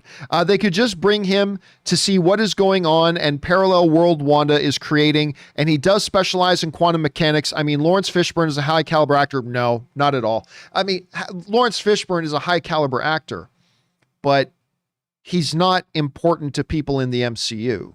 He's not important to the fans in the MCU yet. I love Lawrence Fishburne as an actor. He's great. But would the public at large go, "Oh my God, it's Lawrence Fishburne"? Ah! Like, would they do that like they did with Luke? I don't think so. No, he's a great actor. He's one of the finest actors involved in the MCU or the DCU for that matter. He's one of the finest actors in the world. But would this minor C-level character from Ant-Man 2 showing up in WandaVision cause a Luke Skywalker-like reaction? No. No, not even remotely would it be that. So now that's not to say that his character can't show up, but I don't think if he did show up that's the cameo we were looking for and waiting for. He can still show up in another capacity, but I don't think that's the Luke Skywalker level cameo. So that's just my thought. All right, thanks for that, AV. Next up, Oli from Norway writes, 1 of 5. What if, and hear me out now, in the ending of Age of Ultron, Thor was talking about how the Infinity Stones was starting to appear, and that it wasn't a coincidence. I think that means the Infinity Stones had laid more or less dormant for years, and once they started to appear and were used, it caused a cosmic stirring that sent waves throughout the universe, just like the One Ring, laid dormant until was found by Gollum, and rumor grew of a shadow in the east, whispers of a nameless fear, in the voice of Gladriel, and the Ring of Power perceived. The time had now come. Now geek out with me here. The X-gene powers are usually manifested during adolescent puberty, at least in the comics, adolescent puberty triggered by some stressful event. What if this cosmic stirring caused by the Infinity Stones reappearance in the MCU is what triggered Wanda's powers? Well, obviously we know that's not the case. Anyway, triggered Wanda's powers, and by some uncontrolled reality swapping action by Wanda, she and her brother wake up in a house of MCU-verse Sokovia, and no real memory, and right next to a ticking Stark bomb. And back on the very end of WandaVision, an elderly gentleman appears before Wanda, tips his hat and says, "You are a god amongst insects," which is a great line from Ian McKellen's Magneto. "Never let anyone tell you different. Congrats on the new housemate." Oh, I appreciate that. O of N, is that what you started off as? Oli from Norway. I appreciate that. That is a wild, very specific theory. So I will start off by saying, no, I don't buy it. I don't buy that in the least. There's a couple of consistency errors as well within there, and some of the problems that I referred to back as right. Plus, it really does overly complicate things. It really does overly complicate things. Now, you might rightfully now look at your computer monitor and say, John, there was a lot of stuff that went on in Endgame that was pretty damn complicated. True, but that was usually procedural, like just procedural and isolated. To actually base, because when you look at the basic narrative of everything that's gone in the MCU, it's a very simple story, right? And Kevin Bloom sends in a super chat badge in the live chat. Thank you for that, Kevin Bloom. Appreciate that. When you look at the basic fundamental story of the various characters in the MCU, they start, as many of the best stories do, with very simple stories. And then they compound on that. That seems a little convoluted for what Kevin Feige likes to do in the MCU. So I'm going to go out on a limb and first of all say bravo, ladies and gentlemen. Join me in a hand for Ole of Norway. Bravo for really thinking out a very intricate, detailed theory. I think more of us should do that. I wish I could think of theories like that. But I will say right now, I don't buy into it. I don't think that's at all what's going to happen. But I love your imagination on that, and I love the way you're looking at that. So thank you for sharing your theory with us, Ole. And if it does turn out to be true, well, then either you're actually Kevin Feige with a pseudonym name, or you're a wizard. You're some kind of magic space wizard that foresaw this thing, because if this actually does happen, that'll be the craziest thing ever. All right, thanks for that, Ole. Next up, Pelican Mike writes, I see a lot of parallels with Wanda and Anakin. Life of tragedy, very powerful, lost the love of their life and turned evil. I wouldn't even doubt if Wanda or someone else gives her a villain name. Palpatine, Darth Vader, Wanda, Witch, Scarlet Witch. You know what? Yeah, because when you think about it, unless I'm mistaken, and guys in the live chat, correct me if I am wrong on this. Correct me if I'm mistaken. But unless I'm mistaken, I don't think the words or the name Scarlet Witch has ever been uttered in the MCU. Again, I could be, if you guys know, if I'm making a mistake on that, please say in the, that Andrew Nathan just writing in, no one has called her that. The good memes saying nope. Sean Patrick is saying it hasn't. So yeah.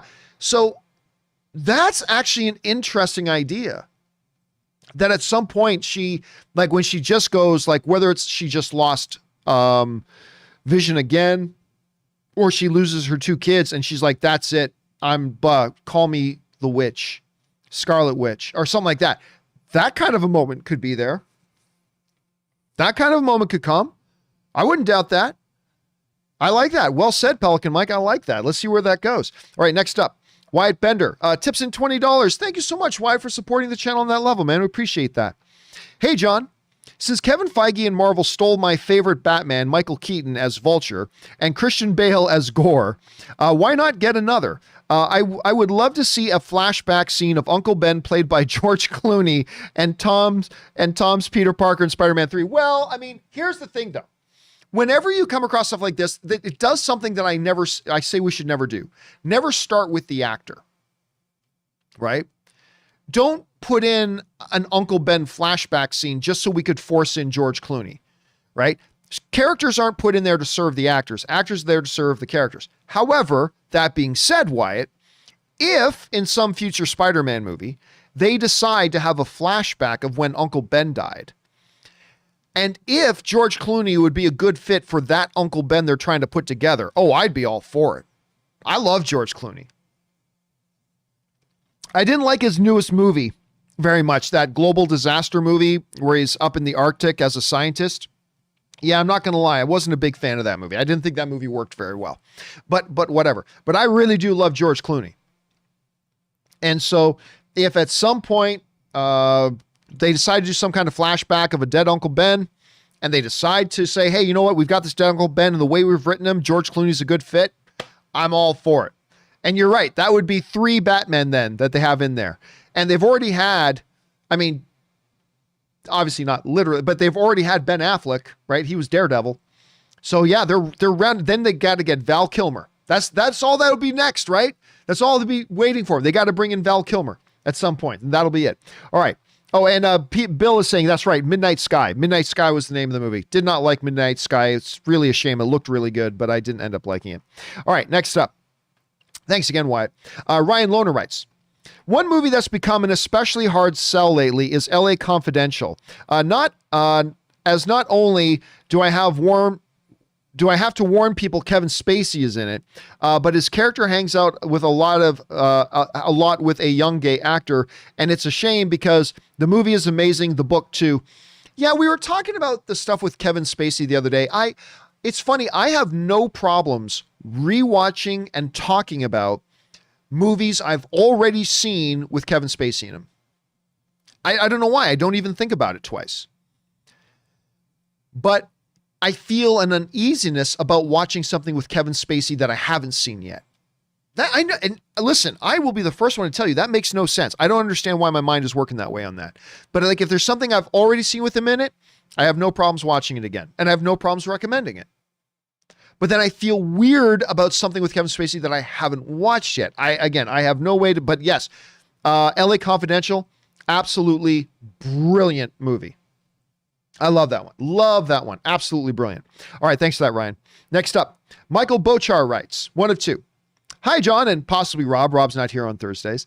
With the connectivity of WandaVision, Spider-Man 3, and Doctor Strange in the Multiverse of Madness, do you think it's at all possible that Doctor Strange introduced Spider-Man or Spider-Men to Madam Web? Oh, is it possible? Absolutely. Let's keep going here, though. I also just wanted to say thank you for all the great content you've put out. I've been watching you for closer to a year now, probably meant a year now, and you're the best there is, plain and simple. You wake up in the morning and piss excellence. If you ain't first, you're last. Well, thank you so much for that, Michael. I appreciate that. Okay. So first of all, standard template answer. Whenever you ask a question that says, is it possible? The answer is always yes. Things are possible. This isn't crazy, although Madam Web, it gets a little bit more complicated. It's a little more of a tangled web, no pun intended, than it is on the surface. Because remember, Madam Web is going to be a Sony thing. And whereas a lot of us are speculating about how much more moving forward Sony's Spider-Verse and the MCU will cross over more, that's still just really speculation on our parts. Like, as of right now, that's just speculation. So would Kevin Feige want a Madam Web appearance in his MCU? I don't know. But I mean, again, it's not crazy. It fits in with some of the pieces, but it comes down to, does Sony really want their movie characters popping up in the MCU besides just Spider-Man? And how open and willing is Kevin Feige to having those characters in there? Like, is Kevin Feige willing to use a part of his movie, Doctor Strange 2, to just promote one of Sony's movies, the upcoming Madam Web movie? That's a question we'd have to ask Kevin Feige. I'm not really sure for sure what that it would be, but I'm gonna guess it won't happen. But is it possible? Totally. It all does line up. All the pieces are there. It's just a matter of whether or not Kevin Feige would allow something like that to happen. And would he force feed something like that? Would he force and shoehorn something like that into his movie just to promote some other studio's movie? And I'm not sure that he would. But you never know. Anything's possible. I mean, hell, if we can get George Clooney as Uncle Ben, anything's possible. All right, next up. Quintus Deschun writes, 1 of 4. Writes, good day, y'all. Good day, Quintus. Okay, John, let's do this. I have a question on Monica and Wanda's relationship or possible potential.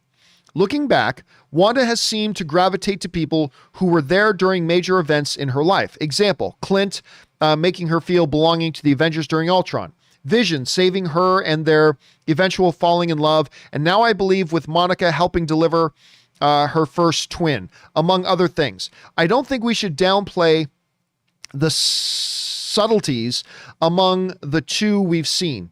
In the initial conversation during the planning committee, Monica coming over to gossip about work and Wanda's openness with Monica about her being a twin, just to throw a few moments out there. However, it made me wonder, do you think we could see them further a bond with each other, or at least a good payoff between the two in an upcoming Marvel projects, if not the end of the show? Thanks again. Congrats on the move, and congrats to Anne on the new job. Well, thank you for that, Quintus, and I'm sure if Anne was here, she would be thanking you as well. Of course, my wife Anne just started her brand new job. She had an amazing job with Amazon. She loved Amazon, loved the people at Amazon. They loved her, but Apple came knocking, and Apple made her an offer she couldn't refuse. It was just too good for her career. And so Anne this week started her new job at Apple, and she's working from home, which is great, but very proud of her, and she loves her new job. So thank you for that. I'm sure she'll be very grateful that you wrote that in. You see, when we think of Monica Rambeau, obviously the first person we think of her having a real connection to in the MCU is obviously Captain Marvel. Because we saw, that's basically her aunt. Captain Marvel is basically her aunt in most ways, right? So I think that's where we usually gravitate to first, what we usually think of first. And that makes sense. But listen, episode 4 clearly shows us, I believe, that Monica is going to be a very prominent, significant player for the rest of the series. I mean, we already saw in the one trailer that, like, Wanda's the problem. She's going to have to be part of the solution. You know what I mean? I think we are going to see the two of them together again. Whether we see some real big, deep bond between Monica and Wanda, I don't know. But what I do feel confident about in your theory here, Quintus, is that Monica is a major player here. She's going to continue to be a major player for the rest of the series. And they could form that bond. But again, when I think of the real bond that Monica's going to have with somebody in the show or somebody in this universe, it's Captain Marvel. I personally believe, no insider information though, this is just a theory. I personally believe we're going to see her play a fairly large role in Captain Marvel 2. I think we'll probably see her get her comic book powers in Captain Marvel 2. Although there's a possibility she could get her powers in WandaVision, I suppose. But I'm thinking it's going to be Captain Marvel 2. But who knows? And you're right. Your basic thesis is right. We've seen Wanda create these close bonds with people that she's had these traumatic experiences with. But I also believe that's kind of true of most MCU characters. So we'll see where we go. Episode 5 tonight, baby. At least for me at midnight. Episode 5 tonight. By the way, guys, do not forget. Let me see if I can get this and bring this up. Don't forget, tomorrow, at 4 p.m. Pacific Standard Time, that's 4 p.m. Los Angeles time. I think that'll be 7 p.m. Toronto, New York, East Coast time. But at 4 p.m. tomorrow, Ann and I will be doing our open spoiler discussion for WandaVision Episode 5. Episode 4 was nuts. Cannot wait to see where Episode 5 goes. I'm very, very, very excited about that. I hope you guys will join us for that as well. All right. Thanks for sending that in, Quintus. Next up. Frederico Black writes, "Hey, John, do you think how they explain the existence of the mutants in the MCU will disappoint? I'm lowering my expectations on that and just enjoying the fact that we finally have them in the MCU. Shame that Tony and Steve may not interact with them." Well, Steve's coming back and Tony will come back. Don't you worry. Give it 1, 2, 3, 4 years, whatever. Robert Downey Jr. will be back, just like Steve's coming back. Anyway. The bringing back of the mutants, not bringing back, the introduction of mutants into the MCU is going to be one of the most tricky things that Kevin Feige and the MCU have ever tried to pull off. Like, absolutely one of the most tricky things they have ever tried to pull off. Because there's no way for them to do it perfectly. I mean, can we just acknowledge that right now? There is no way for them to do it perfectly.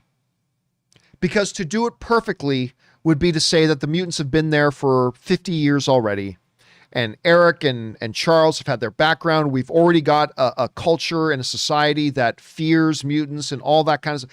That's the only perfect way to do it, and there's no way to do it perfectly.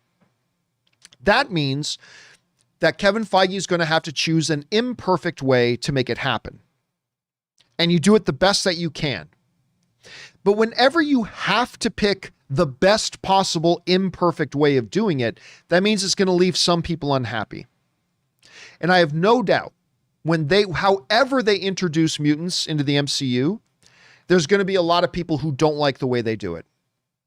It's just the way it is, because there's no perfect option left and available to us. There's no perfect option to do it. There's just imperfect options. So Kevin Feige's got to find the best possible imperfect option, and it's going to make some people unhappy. To me, the real question isn't how well do they introduce them. I mean, I'm looking forward to seeing how they introduce them, but the important thing is going to be 2 years after they introduce them, how well do they use them in the MCU? Because if they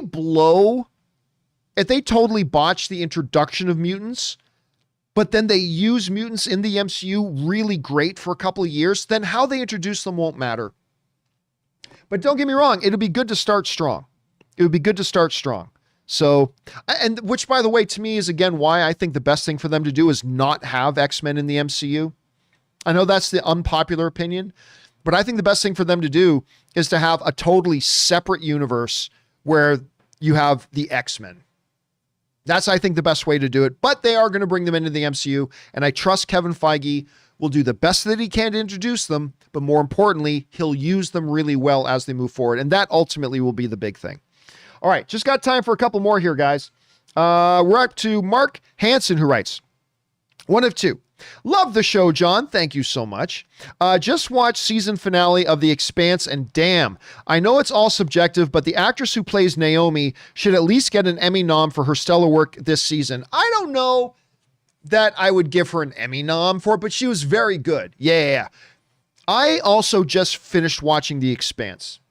I don't know how many of you guys watched The Expanse. I wasn't watching it until I had a bunch of you guys tell me that it was really good.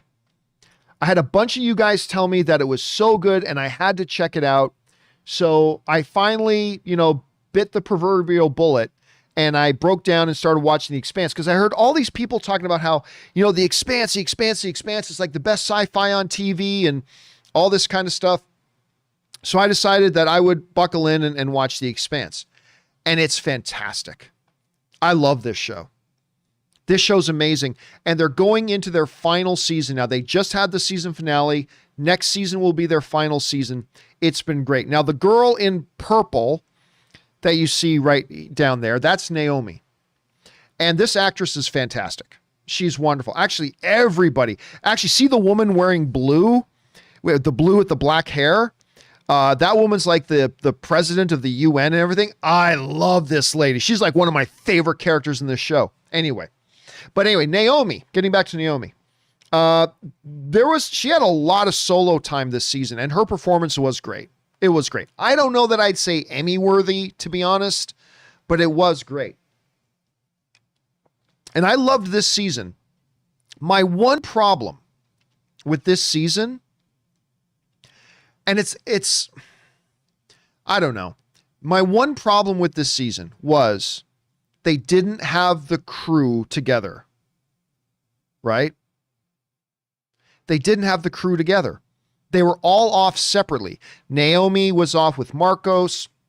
Jim was doing his thing. Amos was doing his thing. Alex was doing his thing. And I don't know, for me, the show works best when they're all together on the ship together. And I love that. And this whole season, they were separated. And even though the season was great, I kind of really hope that as we get into the final season, that they have them together. Because that's to me when the show really works best. That's just me. All right. Didn't do 2 of 2. This Verently, this is probably meant currently. This is currently my favorite show running right now, so forgive my fanboyishness. Is that even a word? It should be. But in my opinion, Star Trek can only dream of being this good. It's a good thing Rob's not here right now. The finale brought joy and sadness with the realization that it's done for a year. Yeah, listen, it's a great show. Does it have the history and depth and everything that the whole Star Trek lore does? No. But it is a fabulous show. And probably the best space sci-fi thing in years. It's just so good. If you guys haven't checked it out, do check it out. I only checked it out because so many of you guys told me to check it out. And I'm so glad that you did because it's really a special show. All right. Captain Canada writes, 1 of 2. With it being confirmed that Chris Evans is signing on for another MCU film, what do you think he could pop up in what do you think? He could pop up in a Wolverine origin movie. They could show Wolverine fighting along with Cap in World War II era when Cap is still young, and maybe he joins back up with old man Cap in present day after the Weapon X program and he's on the run. Would this be something you would like to see? Is it something I'd be interested in? Yes. Is that what they're going to do? Absolutely not. First of all, we're not going to get Wolverine for at least a couple of years. Like, that's years away. The other big problem, of course, is, so you're saying mutants have always been around and no one's ever talked about it? Because, Wolverine's a mutant. One of the problems Kevin Feige and the folks at Marvel are going to have is that the fact that, how do we explain the fact that there's never been mutants around, never been mutants, and it's not like mutation is something you can keep a secret.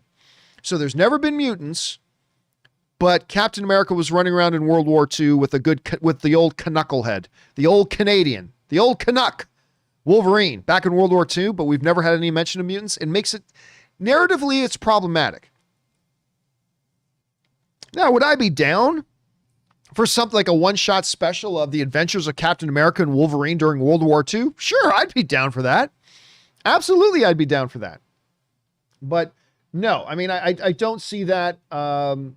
I don't see that becoming a thing. I don't see them doing that. It's just in too much contradiction with too much other stuff that's going on in there right now. So I'm going to say no. I don't think they're going to be doing that, but I'd be down for it. All right, next up.